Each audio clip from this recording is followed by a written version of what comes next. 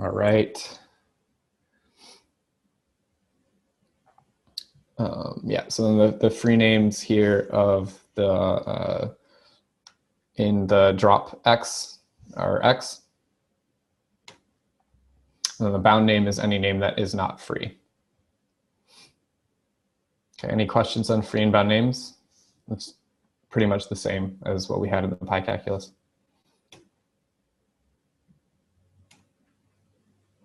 All right, so now we get to the equivalences.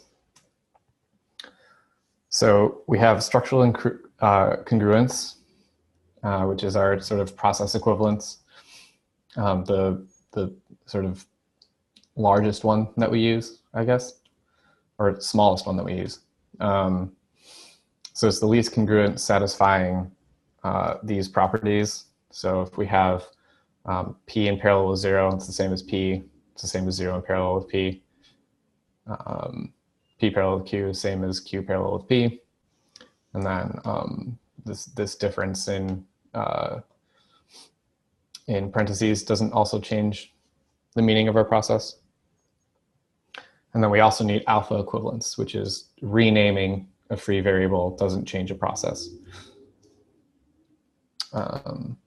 So alpha equivalence gets a bit interesting here because in the pi calculus, our names, we could just say, the name is the same if we have the same name because our names are atomic. But now we're trying to say that, okay, our names actually have a structure to them, and computing name equivalence is something that we want to account for in our language. So we have to give how to actually compute name equivalence. Yeah, which is needed for alpha equivalence. So these two processes, the process on the left and on the right, the only thing different is that the z has been changed to a v, and we want those two processes to be equivalent under structural congruence. So to do that, we need to be able to determine whether two names are equal to do that substitution. So we need to know that, the name that we're trying to substitute is structurally equivalent to the name, or equivalent to the name here. But if names are just coded processes, to determine whether two processes, or to determine whether two names are equal, we need to sort of go down a level and determine whether two processes are equal. And it would be nice if two structurally equivalent processes produce structurally equivalent names when they were quoted. So, but we got here sort of in the first place trying to define two processes being equal. So we have this sort of like mutual recursion that goes down. Defining structural congruence of processes depends on the quality of names, which depends on a process equivalence. And we keep, it sounds kind of scary. It sounds like maybe like a never-ending loop. But if you remember from our grammar construction, we sort of can count our quote depth. Our quote depth sort of increases. And so we can, each time we go down the stack, each time we go from process to names to processes again, we go down a quote level. And eventually we hit the ground or zero process, which our grammar assures. So this recursion actually isn't a terrible thing. So so yeah, for now let's sort of complete this equivalence, alpha equivalence that we need. Let's just assume for now that we have process equivalence on the lower level and use that to generate our name equivalence. So if we have a name that's dropped and then quoted, that should be equivalent to the name X, or to the same name that was dropped. And then if P is structurally congruent to Q, then the name constructed by quoting P should be equivalent to the name constructed by quoting Q.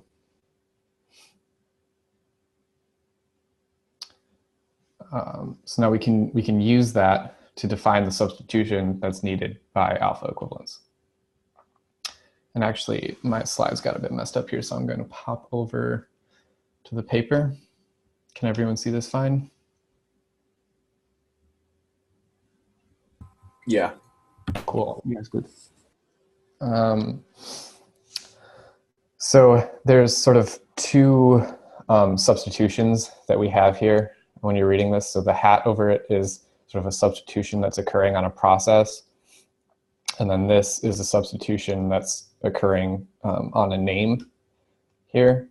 And this is, we're saying, sort of take the process here in between the parentheses on the left-hand side, and then find anything that is the name P, the name created from quoting the process P, and substitute it with this other name here, which is the quote of Q. So if we have the 0 process, there's nothing to substitute. So under substitution, it just stays the 0 process. If we have 2 processes in parallel and a substitution happening on that, it's the same as taking that substitution and doing it across each one individually. And then this is where things get a bit interesting. So if we have an input, this Y is binding.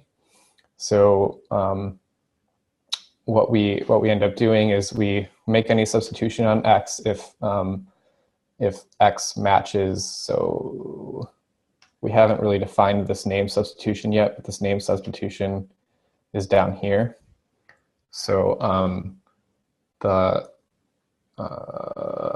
so if X is equivalent in name, as we just defined name equivalence to P here, then X will be substituted, or yeah, X will be substituted with Q. And then we actually create this new variable here, Z, because this is a bound variable in our process. It really shouldn't matter what its name is anymore.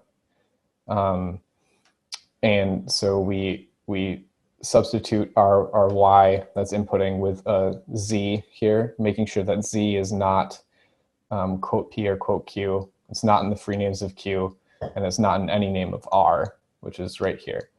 So this just ensures that we don't sort of accidentally mess up our binding with the substitution. And then in R, any place we had a Y, we now need to have a Z. And then we also do the substitution in R. So what questions do you have about that one? That one can be a bit confusing. That one took me a while. How is that Z created dynamically like that when it's needed? Yeah, that's a good question. Yeah, I'm actually not sure.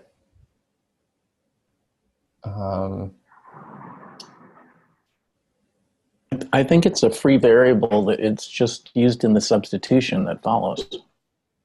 Okay. Yeah. Right. I think in the spec that it's just sort of, they just make it up. Like it exists type of thing.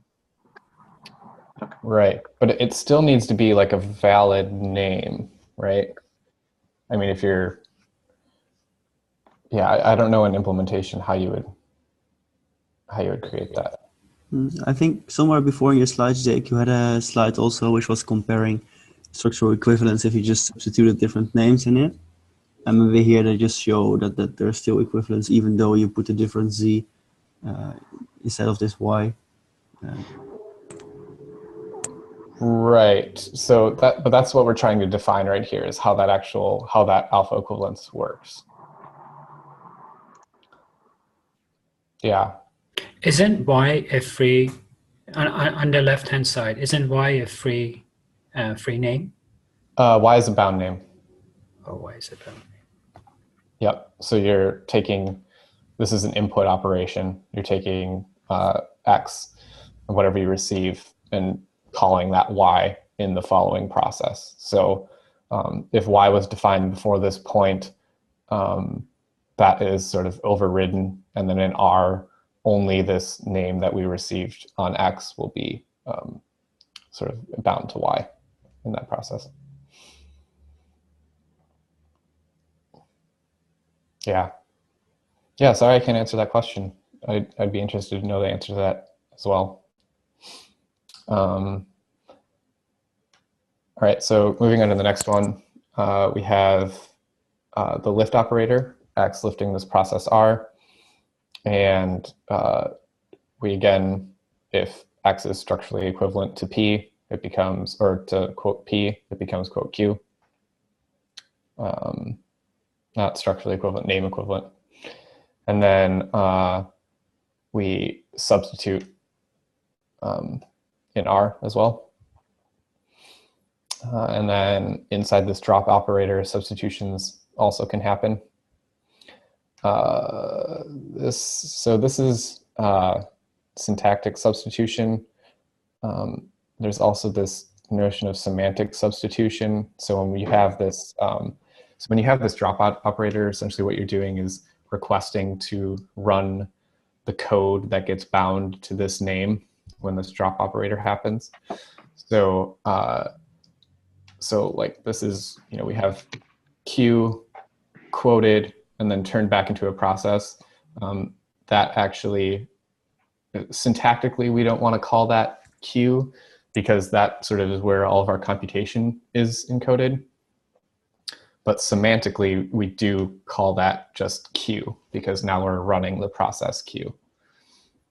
That was a distinction that I didn't really have in my slides.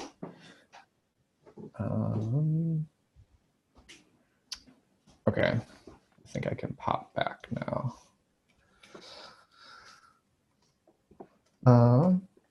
So yeah, note that no substitutions can happen underneath a quote. So this top process here, if we're substituting U for Z, that Z just turns into a U. But if we do the same thing down here where this process exists in quotes, no substitution happens. So it's kind of like the process is frozen when it's a name. All right, so then the last thing we have is the reductions. So the reduction rule is that if we have two names, x0 and x1 here, that are name equivalent, then we have, then we can reduce a lift on x0 of the process Q in parallel with an input of x1 to the process P with Q quoted substituted for Y. So that's where this quote that I was talking about earlier that Rinka was asking about happens. It happens when these two things are a parallel, a send and a receive are in parallel with each other. Then the quote can happen and the process P carries on. So that is a flying overview, I guess, of the Rho calculus. What questions do you have?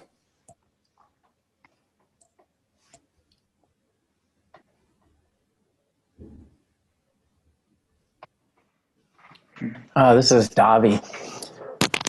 I spent quite a few hours studying it, and for me, a lot of what was most difficult was the syntax, the notation that's used.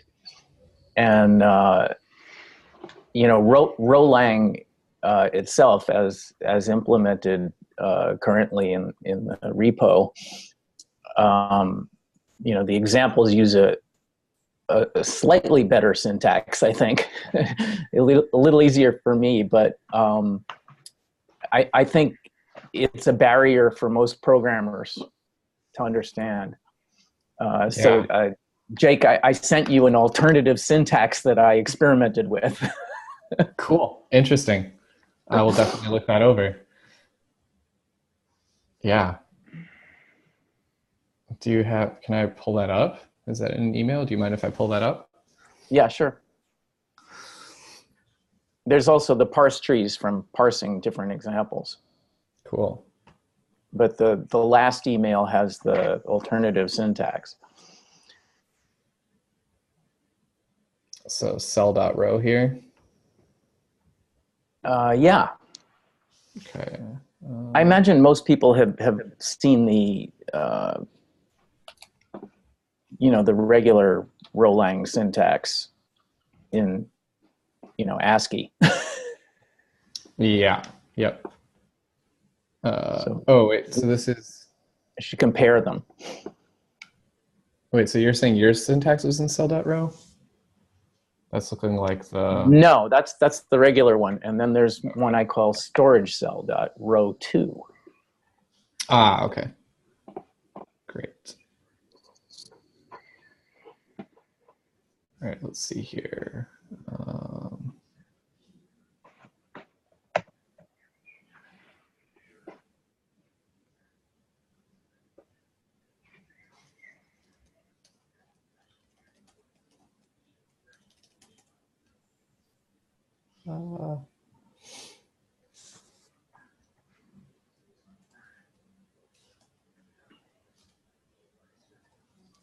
All right. You seeing both of these here?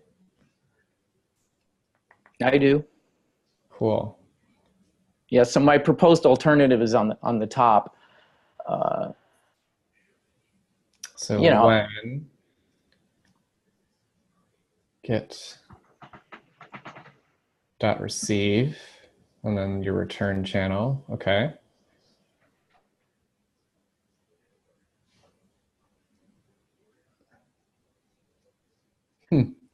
Yeah. Interesting.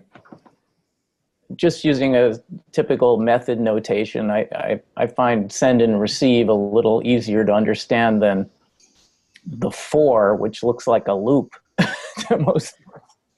Yeah, it's a Scala quirk, Scala developer quirk. Okay. Yeah. Yep. Yeah. So the interesting thing that you get with I guess you could do it up here as well, but right, the interesting thing that you get with this for comprehension is you have the pattern matching, right? So, if you're expecting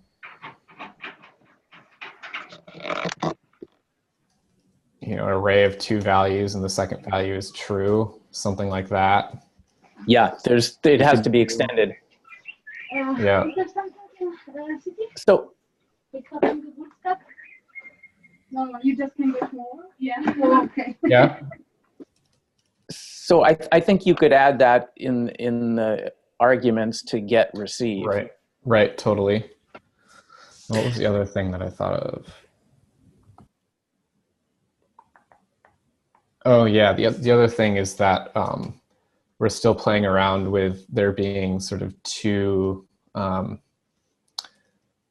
you have these two different ways to output a value, right? You have the exclamation mark, and you have this like method call syntax, and that that both of those, it seems, might be necessary because they're going to have different costing structures in our chain. So like one is going to be, it's an input and output matching up, and and you have to decide, who's going to pay, the input process or the output process.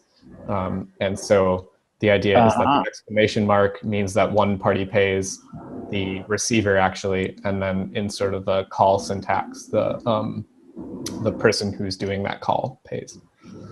So you mean, I was actually confused about that line state, where it has state new value without the exclamation point.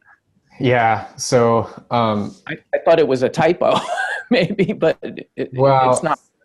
Yeah, in the early versions of the language, sort of they're still sort of deciding between this. So I think it might be a typo in that for like the .1 or .2 syntax. For the .2 syntax, it's definitely a typo. I think for the .1 syntax, these both meant the same thing, and you could, there was no distinction between them. For the .2 syntax, every send needed an exclamation mark, and for I don't know if it's in .3 or not, but for in the future, it seems like because the costing structure is different, that that this exclamation mark is only going to match up with a. Let me sure I get this right. The exclamation mark is only going to match up with a for, and then the call syntax is only going to match up with like a contract state, like that. So like a contract is just like a syntactic sugar for the for here, except you can't do joins in a contract statement, I don't think. Or can you? I think you probably can. Interesting. Lots more to learn. Yep. Yeah. Cool. Awesome. Well, thanks for showing. And I'll have to look over the parse tree and stuff. I don't know if this is an appropriate time to ask. I remember Kevin was saying he was having trouble with getting the versions of the tutorial versus the right versions of the node, and that's been driving me nuts too. I want nothing more than to dive in on Rolang, and I just haven't been able to do it.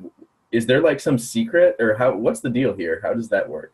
I actually have a repo. I can point you to the repo. It has a very small shell script that invokes the version of the node that compiles the source code that I have from the tutorial. I'll be happy to share that, and that at least will get you going. Okay. What version? Can you tell me more? What version is it, or how does that work? Right. So if you go, please let me know if I'm taking too much time before I go ahead. No, it's fine.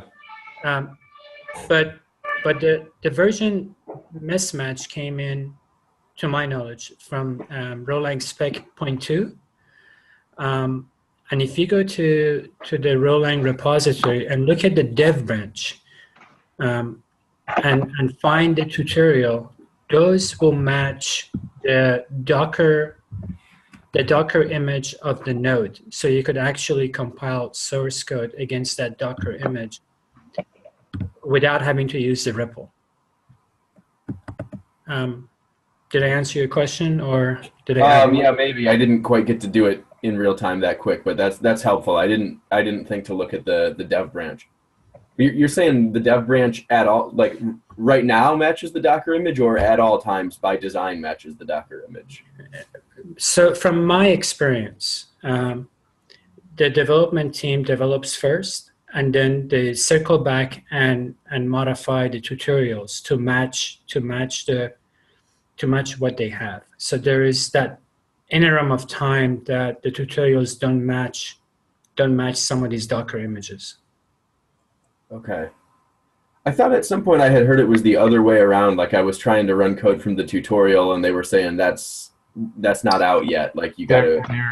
There is a tutorial and examples that are test cases for the Mercury release that aren't out yet. So you gotta know where to look. It's a bit confusing. I'm hoping to probably do an overview of Rolang maybe next week before we circle back around and do more of this language definition stuff, and to continue on the PyCalc and Rolang papers. Or the Rho Calc papers. So I think we'll go over some of that.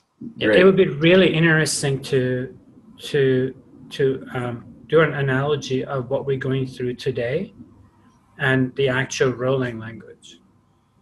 Yeah. Mm-hmm. Yep. So yeah, I think we'll start with the Rolang syntax 0.3 paper, which I think has all of these constructions in them. It has the grammar and the equivalences and all that. I'm pretty sure. So, which one is that?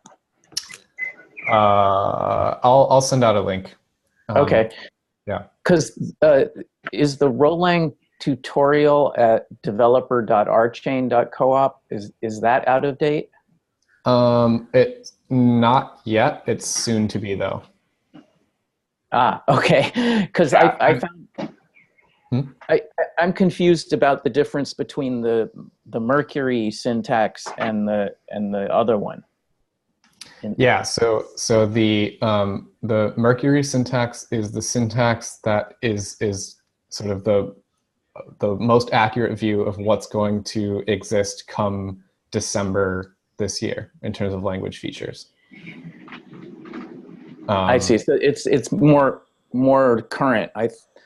So that's what I based my parsing my grammar on. But I found there was something missing that I had to copy from the other one. Okay, interesting. Yeah, so maybe it's not the most up-to-date picture. Yeah, I don't know. Does it actually run? Is it actually used? No, I don't believe that is running yet. Okay. I don't think it's used yet. I think I found a bug then. Okay, awesome. Yeah, I'd like to, if you could email me that as well, I can get that to the right people. Yeah, certainly. Okay, so I guess any other sort of comments or questions regarding the future of this session? I know we have like Christian hopped on too, and we have Daniel on as well. And I really do want to sort of like, there's a lot of interest in diving into Rolang a little bit, but I don't want this to be sort of like a Rolang development tutorial class as well. I'd like to, go into Ladle, the Ladle algorithm, the type theory stuff, and then the Rho calc I sort of presented today isn't the most up-to-date Rho calculus, I guess. Greg was talking about a Rho calculus with some extra constructions to encode type information into the terms, and I don't really know anything about that. So I'm hoping to dive into that a little bit as well. But yeah, and then there was also like sort of taking the language definitional framework tools, Idris and K-framework and stuff, which I didn't end up showing the Idris stuff today that Dan's working on because it has an incorrect construction of free and bound names. So there really wasn't a whole lot there to show, I guess. But yeah, we could do more of that later as well. But yeah, any comments there or questions there? Yeah, I thought this is great, and I'm definitely really interested in how to do public education for this, because I think it's going to be one of our chain's biggest challenges.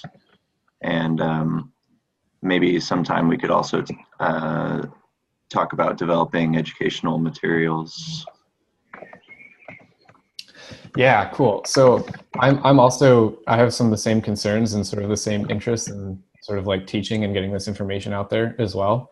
So that's sort of why I started this session. And so I've been making sure that all my PowerPoints are sort of as pretty as I can make them and uploading to GitHub and that kind of stuff. And so one of my goals for doing this was to sort of start creating those educational materials, as well as doing my own explorations, which is sort of why I want to go back and sort of maybe do some implementation in K-framework or whatever, because I think that those would be great exercises if you're actually implementing the language. You're sort of learning it a lot better. Yeah. But yeah, I'm interested in any other sort of exercises or materials that we could create as well. So, and I'm hoping that there's going to be some funding for this soon, and I'm hoping that if there is, that that won't all lay on my shoulders, but that anyone who wants to contribute to that could contribute that in a sort of open manner, and that they'd be compensated for it as well. So yeah, if you have ideas, please email me, get at me, or email the whole group. So yeah. Sounds good. Cool. Yeah, thanks a lot for providing all those materials. That's very helpful. Yeah, no problem. My pleasure. All right, so then with that, I guess let's conclude for this week if there's nothing else, and I'll see you all next week. All right, thank you. Thank you. Can you, Jake, real quick before you go? Yeah. Okay. Can you put a link to the Rho calc paper you were using in the chat real quick? Yeah. Thank you.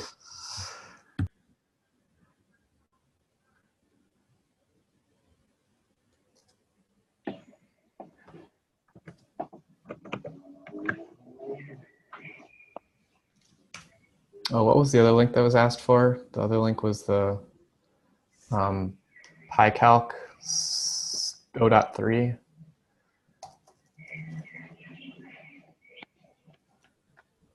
The thing I was asking for was, you said there was a more recent Rolang something tutorial. Oh yeah, there's a Rolang, like a, let me find it.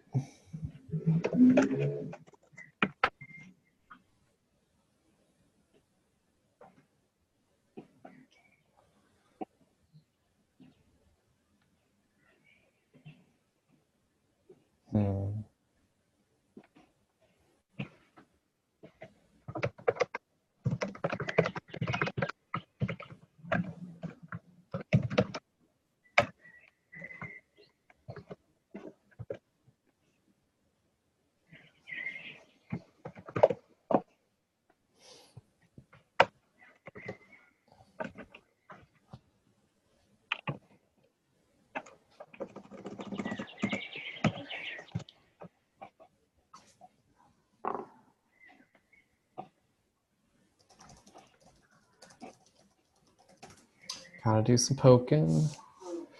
Let's see.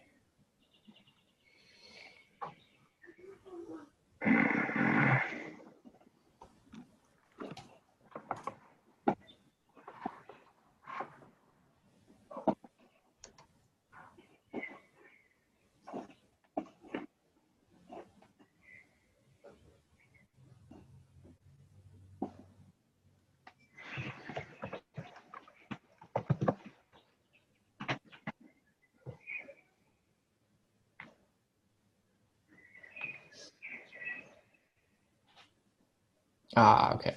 It's in a different repo. Yeah, so here's the O.3, which I don't know if it's, I think it was released, but I haven't played with it yet. Back to the chat. There's the O.3 tutorial. I don't think I can see anything because I'm in the browser. Where would I find that? There's no chat pop up at all. Oh, participants. No, I can't find it. That's weird. Gosh, I love those birds. Yeah, they're nice. Oh, I'm seeing from Das G, Mike is dead. Looking forward to the ladle and camp framework. Practical sessions.